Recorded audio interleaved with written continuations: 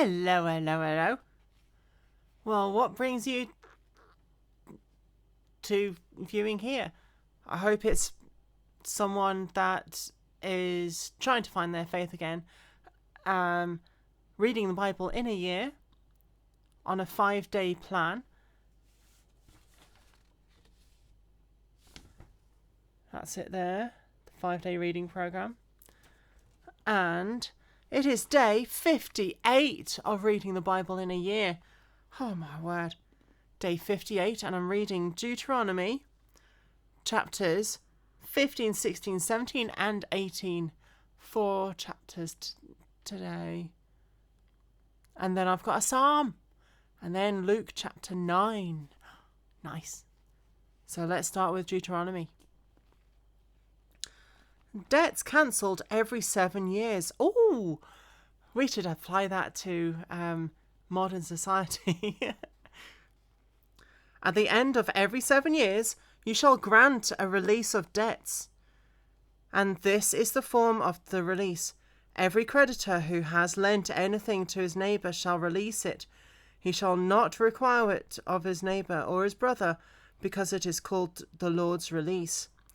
Of a foreigner you may require it, but you shall give up your claim to whatever is owed by your brother, except when there may be no poor among you. For Lord will greatly bless you in the land which the Lord your God is giving you to possess as an inheritance. Only if you carefully obey the voice of the Lord, to observe with care all these commandments which I command you today. For the Lord your God will bless you just as he promised you. He shall lend you many nations, but you shall not borrow. You shall reign over many nations, but they shall not reign over you. Generosity to the poor. If there is among you a poor man of your brothers, within any of the gates of your land, which the Lord your God is giving you, then you shall not harden your heart, nor shut your hand from the poor brother. But you shall open your hand wide to him, and willingly lend him sufficient for his need, whatever he needs. Beware, lest there be a wicked thought in your heart, saying, the 7th year, the year of release is at hand, and your eye be evil against your brother, and you give him nothing, and he cry out to the Lord against you, and it becomes sin among you. You shall surely give to him, and your heart should not be grieved when you give to him.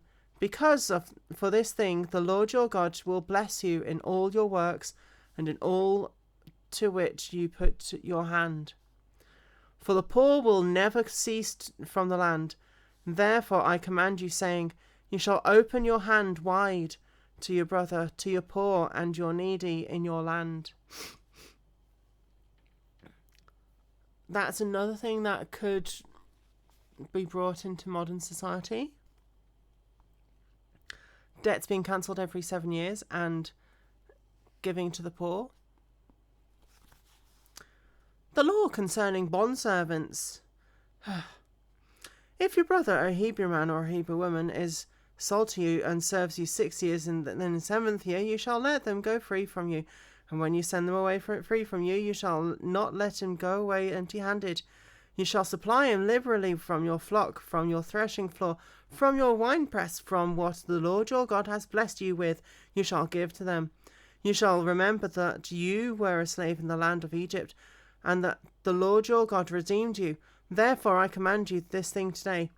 And if it happens that he says to you, I will not go away from you, because he loves you and your house, since he prospers with you, then you shall take an awl, AWL, and thrust it through his ear to the door, and he shall be a servant forever. Also your female servant shall do likewise. It shall not seem hard to you when you send him away free from you, for he has been worth a double hired servant in serving you 6 years. Then the Lord your God will bless you in all that you do.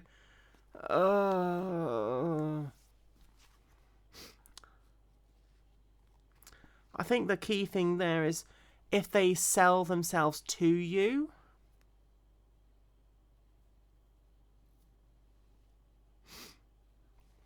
But that's not something that should ever be done ever again.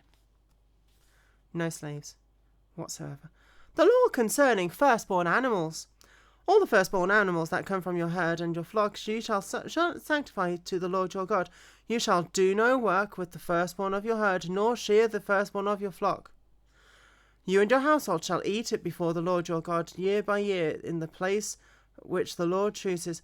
But if there is a defect in it, if it is lame or blind or has any serious defect, you shall not sacrifice it to the Lord your God. You may eat it within your gates. The unclean and clean person alike may eat it. But if it were a gazelle or a deer, only you shall not eat its blood. You shall pour it on the ground like water. Chapter 16. The Passover reviewed. Observe the month of Abib, and keep the Passover to the Lord your God. For in the month of Abib, the Lord your God brought you out of Egypt by night. Therefore you shall sacrifice the Passover to the Lord from the flock of and the herd in the place where the Lord chooses to put his name. You shall eat no leavened bread. That's no yeast, no raising agent. 7 days you shall eat unleavened bread with it. That is the bread with bread of affliction, that you may remember the day in which you came out of the land of Egypt all the days of your life, and no leaven shall be seen among you in all your territory for 7 days, nor shall any of the meat which you sacrifice that first day at twilight remain overnight until morning. You may not sacrifice the Passover within any of your gates which the Lord your God gives you, but at the place where the Lord God chooses to make his name abide, there you shall sacrifice the Passover at twilight, at the going down of the sun, at the time you came out of Egypt. How do they know the time? Well, if it's sunset, then yeah. And you shall roast it and eat it in the place where the Lord your God chooses. And in the morning you shall turn to go to your tents. 6 days you shall eat unleavened bread, and on the 7th day there shall be a sacred assembly to the Lord your God. You shall do no work on it. Feast of Weeks reviewed. Already read about that. And you shall remember that you were a slave in Egypt, and you shall be careful to observe these statutes. The Feast of Tabernacles reviewed. I did say that it's lots of reviewing and going over things with some extra little bits here and there. You shall observe the Feast of Tabernacles 7 days when you have gathered from your threshing floor and from your winepress. And you shall rejoice in the feast, and you and your son and your daughter and your female servants, and the Levite and the stranger and the fatherless and the widow who are within your gates. 7 days you shall keep a sacred feast to the Lord in the place which the Lord chooses, because the Lord your God will bless you in all your produce and in all the work of your hands, so that you shall surely rejoice. 3 times a year all your males shall appear before the Lord your God in the place which he chooses, at the feast of unleavened bread, at the feast of weeks, and the feast of tabernacles. And they shall not appear before the Lord empty-handed. Every man shall give as he is able, according to the blessing of the Lord which he has given you. Justice must be administered. You shall appoint judges and officers in all your gates, which the Lord your God gives you, according to your tribes, and they shall judge the people with just judgment. You shall not pervert justice, you shall not show partiality, nor take a bribe, for a bribe blinds the eye of the wise and twists the word of the righteous. You shall follow what is altogether just, that you may live and inherit the land which the Lord your God is giving you. You shall not plant for yourself any tree as a wooden image near the altar which you build for yourself to the Lord your God. You shall not set up a sacred pillar which the Lord your God hates. Chapter 17. You shall not sacrifice to the Lord your God a bull or a sheep which has any blemish or defect, for that is an abomination to the Lord your God. For if there is found among you within your gates which the Lord your God gives you, a man or woman who has been wicked in the sight of the Lord your God, in transgressing his covenant, who has gone and served other gods and worshipped them, either the sun or the moon or any of hosts of heaven, which I have not commanded, and it is told you, and you heard it, then you shall inquire diligently, and if it is indeed true and certain that such an abomination has been committed in Israel, then you shall bring out to your gates the man or woman who has committed that wicked thing, and shall stone to death that man or woman with stones. Whoever is deserving the death shall be put to death. On the testimony of 2 or 3 witnesses, he shall not be put to death. On the testimony of 1 witness. I don't know why I'm doing that. The hands of the witnesses shall be the first against him to put him to death, and afterward the hands of the people. So you shall put away the evil from among you. If a matter arises that is too hard for you to judge between the degrees of guilt for bloodshed, between one judgment or another, or between one punishment or another, matters of controversy within your gates, then you shall arise and go to the place which the Lord your God chooses, and you shall come to the priests, the Levites, and to the judge there in those days, and inquire of them. They shall pronounce upon you the sentence of judgment. You shall do according to the sentence which they pronounce upon you in that place which the Lord chooses, and you shall be careful to do according to all they order you, according to the sentence of the Lord which they instruct you, according to the judgment which they tell you, you shall do. You shall not turn aside to the right or left from the sentence that they pronounce upon you. Now the man who acts presumptuously and will not heed the priest who stands to minister before the Lord your God or the judge, the man shall die. So you shall put away the evil of Israel, and all the people shall hear and fear, no longer act presumptuously. Principles governing kings. When you come into the land which the Lord your God gives you, and possess it and dwell in it, and say, I will set a king over me and all nations around me, you shall surely set a king over you from whom the Lord your God chooses. One from among you, your brethren, shall be set as king over you. You may not set a foreigner over you. He is not your brother. But he shall not multiply horses for himself, nor cause the people to return to Egypt to multiply horses. For the Lord has said to you, you shall not return to eat that way again. Neither will he multiply wives for himself, lest his heart turn away, nor shall he greatly multiply silver and gold for himself.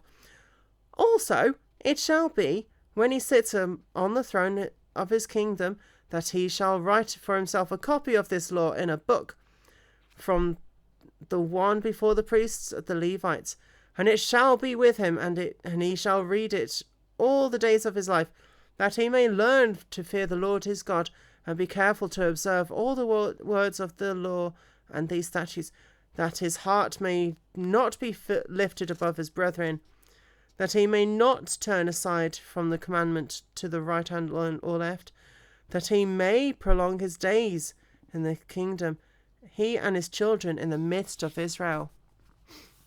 Chapter 18. The portion for the priests and Levites. The priests, the Levites, all the tribe of Levi, shall have no part nor inheritance with Israel.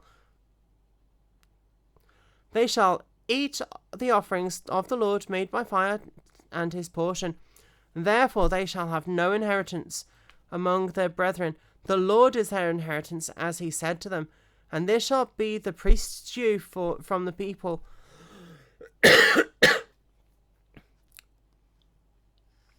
From those who offer a sacrifice, whether it is a bull or a sheep, they shall give to the priest the shoulder, the cheeks, and the stomach. The first fruits of your grain, and your new wine, and your oil, and the first of the fleece of your sheep you shall give him. For the Lord your God has chosen him out of all your tribes to stand and to minister in the name of the Lord, him and his sons forever. So if a Levite comes to any of your gates from where he dwells among all Israel, and comes with the desire of his mind to the place which the Lord chooses, then he may serve in the name of the Lord his God, as all his brethren the Levites do, who stand there before the Lord.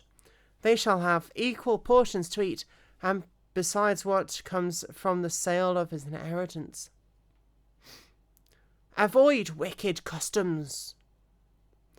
When you come into the land which the Lord your God is giving you, you shall not learn to follow the abominations of these nations.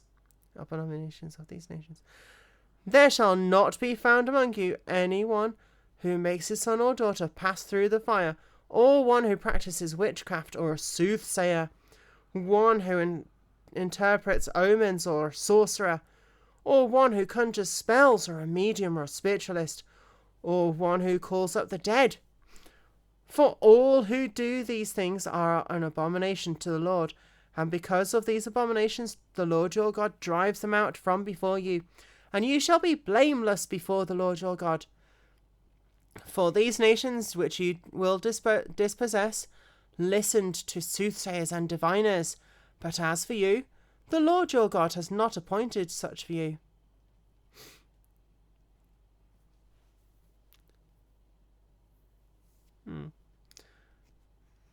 A new prophet like Moses.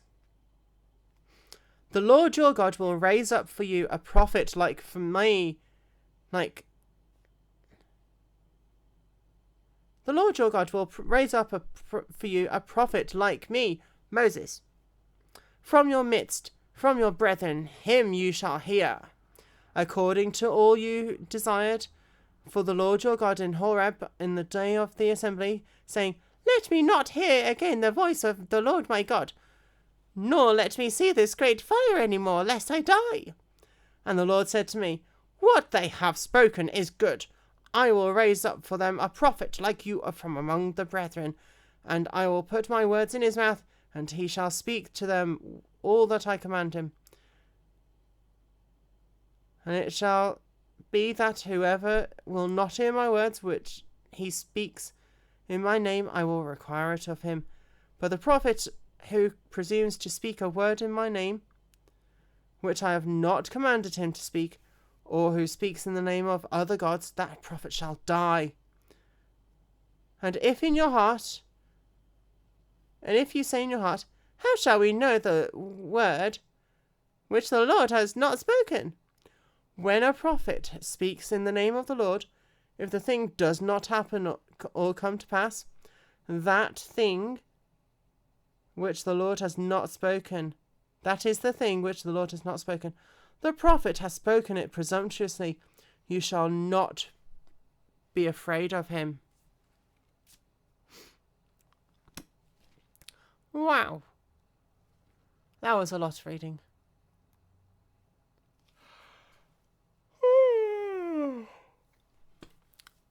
So some things, like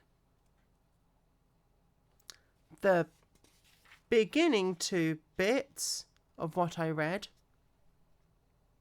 3 bits, no, first 2 bits of what I read, debts cancelled every year and generosity to the poor, can be applied to modern life. Because that's what modern life likes, or should be like.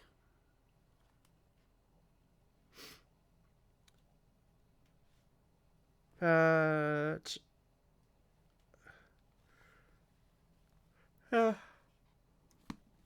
anyway, that was the first reading of day 58 of reading the Bible in a year, and I am going to move on to Psalm 115 after a little break because my throat is starting to hurt.